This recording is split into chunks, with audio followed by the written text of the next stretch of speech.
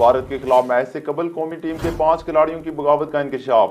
All rounder Shoaib Malik, Shadab Khan, Hasan Ali, فخر زمان اور امام الحق نے اہم ترین میچ سے قبل پریکٹس سیشن میں حصہ نہیں لیا۔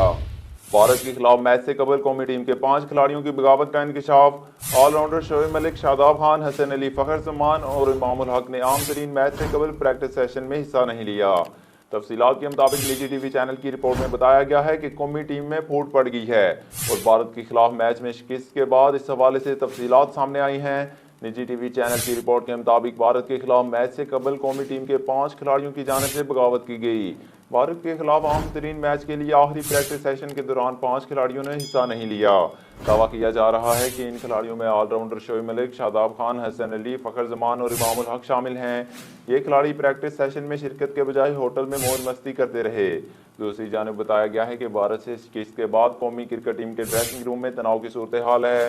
کپتان قومی ٹیم سرفراز احمد ڈریسنگ روم میں کھلاڑیوں پر برس پڑے اور ان کی شدید سرزنش کی۔ کپتان سرفراز احمد نے کہا کہ امام الحق اور مکی آرتھر غیر ضروری طور پر دخل اندازی کرتے ہیں جس کی وجہ سے ٹیم کی کارکردگی متاثر ہوتی ہے۔ سرفراز احمد نے کھلاڑیوں کو کہا کہ میں تو گیا لیکن بہت سے لوگ جائیں